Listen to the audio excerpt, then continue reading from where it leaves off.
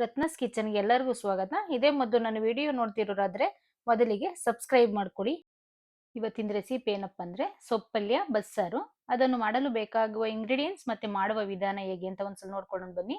ಮೊದಲಿಗೆ ಅಲಸಂದೆ ಕಾಳು, ಮಿಕ್ಸಿಂಗ್ ಸೊಪ್ಪು, ನುಗ್ಗೆ ಸೊಪ್ಪು, ತೆಂಗಿನಕಾಯಿ, ಟೊಮೊಟೊ, ಈರುಳ್ಳಿ, ಸಾಂಬಾರ್ ಪುಡಿ, ಜೀರಿಗೆ, ಬೆಳ್ಳುಳ್ಳಿ, ಕೊತ್ತಂಬರಿ ಸೊಪ್ಪು, ಹಸಿಮೆಣಸಿನಕಾಯಿ, ಹುಣಸೆ ಹಣ್ಣು.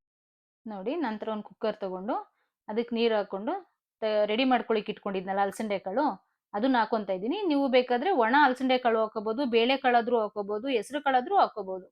ನಿಮ್ಗೆ ಯಾವ್ದಿರುತ್ತೆ ಮನೇಲಿ ಅದನ್ನ ಹಾಕೊಳ್ಳಿ. ನಂತರ ಈರುಳ್ಳಿ, ಟೊಮೊಟೊ, ಹುಣಸೆ ಹಣ್ಣು, ಕೊತ್ತಂಬರಿ ಸೊಪ್ಪು, ಒಂದಷ್ಟು ಮೆಣಸಿನ್ಕಾಯಿ, ಸ್ವಲ್ಪ ಬೆಳ್ಳುಳ್ಳಿ, ನಂತರ ಸ್ವಲ್ಪ ತೆಂಗಿನಕಾಯಿ.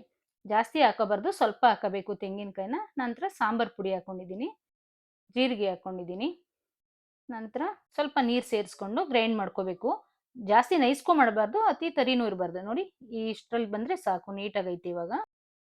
ನೋಡಿ, ಆವಾಗಲೇ ಕಾಳು ಬೇಯಕ್ಕೆ ಇಟ್ಟಿದ್ನಲ್ಲ ಅಲಸಂದೆ ಕಾಳು, ನೋಡಿ ಇಷ್ಟು ಬೆಂದಿದೆ, 3/4% ಬೆಂದಿದೆ. ಅದ್ರ ಜೊತೆ ಸೊಪ್ಪೆಲ್ಲ ರೆಡಿ ಮಾಡಿ ಇಟ್ಕೊಂಡಿದ್ದೆ ತೊಳೆದು.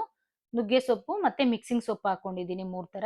ಅದನ್ನ 6 ರಿಂದ 7 ನಿಮಿಷ ಸ್ವಲ್ಪ ರುಚಿಗೆ ತಕ್ಕಷ್ಟು ಉಪ್ಪು ಹಾಕಿ ಬೇಯಿಸ್ಕೊಂಡಿದ್ದೀನಿ. ತುಂಬಾ ಬೇಯಿಸ್ಕೊಳ್ಳಿಲ್ಲ, ಮೀಡಿಯಂ ಆಗಿ ಬೇಯಿಸ್ಕೋಬೇಕು. ತುಂಬಾ ಬೇಯಿಸ್ಕೊಂಡ್ರೆ ಉರಿಯುವಾಗ ಅದು ಸರಿ ಬರಲ್ಲ ಅಂತೇಳಿ ಸ್ವಲ್ಪ ಉದ್ರುದ್ರಂಗಿದ್ರೇನೆ ತುಂಬಾ ಚೆನ್ನಾಗಿ ಟೇಸ್ಟ್ ಇರುತ್ತೆ ಅಂತ. ನಂತರ ನೋಡಿ, ಅದಕ್ಕೊಂದು ಜಾಲರಿ ತಗೊಂಡು ಸೋರ್ಲ್ ಹಾಕೋತಾ ಇದ್ದೀನಿ. ನೋಡಿ, ನೀಟಾಗಿ ಸೋರ್ಲ್ ಹಾಕಬೇಕು. ಆ ಸೋರ್ಲ್ ಹಾಕೋದ್ ನೀರ್ನ ಆಚೆಗೆಲ್ಲ ವೇಸ್ಟ್ ಮಾಡಬಾರ್ದು. ಸಾಂಬಾರ್ ಒಗ್ಗರಣೆ ಹಾಕೊಂತೀವಲ್ಲ ಅದ್ರ ಜೊತೆ ಮಿಕ್ಸ್ ಮಾಡ್ಕೋಬೇಕು. ಯಾಕೆ ಅಂದ್ರೆ ಎಲ್ಲ ಸೊಪ್ಪಿಂದು ಸಾರಾಂಶ ಅದೆಲ್ಲ ಅದ್ರಲ್ಲೇ ಇರೋದ್ರಿಂದ ಸಾಂಬಾರ್ ತುಂಬಾ ಟೇಸ್ಟ್ ಆಗುತ್ತೆ. ಅದರಿಂದ ಅದ್ರ ಜೊತೆಗೆ ಸೇರ್ಸ್ಕೋಬೇಕು, ಸಾಂಬಾರ್ ಜೊತೆಗೆ ಸೇರ್ಸ್ಕೊಬೇಕು. ನೋಡಿ, ನಂತರ ಸಾಂಬಾರ್ ರೆಡಿ ಮಾಡ್ಕೊಳ್ಳೋಣ ಬನ್ನಿ.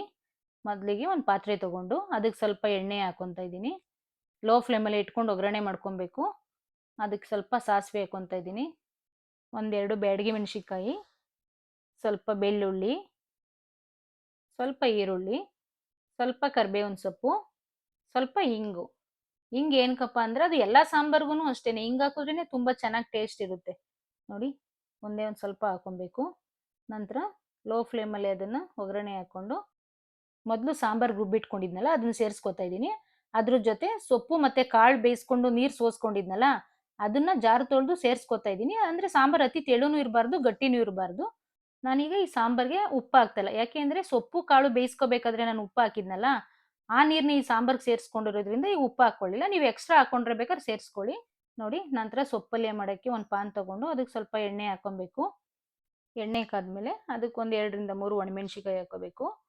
ನಂತರ ಒಂದು ಈರುಳ್ಳಿ, ಇದನ್ನ ಲೋ ಫ್ಲೇಮಲ್ಲೇ ಫ್ರೈ ಮಾಡ್ಕೊಬೇಕು, ಜಾಸ್ತಿ ಸೀಸ್ಬಾರ್ದು. ನಂತರ ಒಂದು ಈರುಳ್ಳಿ ಹಾಕೊತ ಇದ್ದೀನಿ. ನೋಡಿ, ನಂತರ ಸ್ವಲ್ಪ ಕರಿಬೇವಿನ ಸೊಪ್ಪು ಎಲ್ಲನೂ ಹಾಕೊಂಡು ಸ್ವಲ್ಪ ಫ್ರೈ ಮಾಡ್ಕೊಬೇಕು ನಿಧಾನಕ್ಕೆ. ಅದು ಈರುಳ್ಳಿ ಸ್ವಲ್ಪ ಬ್ರೌನ್ ಕಲರ್ ಬರೋ ತನಕ ಅಷ್ಟೇ. ನಂತರ ಅದಕ್ಕೆ ಸ್ವಲ್ಪ ಸಾಂಬಾರ್ ಪುಡಿ ಹಾಕೊತ ಇದ್ದೀನಿ, ಯಾಕಂದ್ರೆ ಸೊಪ್ಪಲ್ಯ ಫ್ಲೇವರು ಮತ್ತೆ ಸ್ಮೆಲ್ ಚೆನ್ನಾಗಿರುತ್ತೆ ಅಂತ ಹಾಕೊಳ್ಳೋದು. ಮೊದಲೇ ಬೇಯಿಸಿ ಸೋಸ್ಕೊಂಡಿದ್ವಲ್ಲ ಆ ಸೊಪ್ಪನ್ನ ಇದ್ರ ಜೊತೆ ಸ್ವಲ್ಪ ಕಾಯಿ ಸೇರಿಸಿ ಮಿಕ್ಸ್ ಮಾಡ್ಕೊತೀನಿ. ತೆಂಗಿನಕಾಯಿನ ಬೇಕಾದ್ರೆ ಈರುಳ್ಳಿ ಜೊತೆಗೂ ಸೇರಿಸಿ ಹುರ್ಕೊಬಹುದು, ಆದ್ರೆ ನಾನು ಸ್ವಲ್ಪ ಸೊಪ್ಪಿನ ಜೊತೆಗೆ ಹಾಕ್ತಾ ಇದ್ದೀನಿ. ಹಸಿ ಇದ್ರೇನೆ ಅದು ಸ್ವಲ್ಪ ಟೇಸ್ಟ್ ಚೆನ್ನಾಗಿರುತ್ತೆ ಅಂತ ಹಾಕೊಂಡಿದ್ದೀನಿ. ನೋಡಿ, ಈ ತರ ಸೇರಿಸಿ ಎಲ್ಲ ನೀಟಾಗಿ ಮಿಕ್ಸ್ ಮಾಡಿಕೊಂಡು 5 ರಿಂದ 6 ನಿಮಿಷ ಈ ತರ ಹುರ್ಕೊಂತಾ ಇದ್ದೀನಿ. ಲೋ ಫ್ಲೇಮಲ್ಲೇ ಹುರ್ಕೋಬೇಕು. ನೋಡಿ, ಎಲ್ಲ ನೀಟಾಗಿ ರೆಡಿ ಆಯಿತು. ನಂತರ ಸಾಂಬಾರ್ ಫಸ್ಟೇ ಒಗ್ಗರಣೆ ಮಾಡಿಕ್ಕಿದ್ವಲ್ಲ, ಈಗ ಅದು ಕೂಡ ರೆಡಿ ಆಗಿದೆ.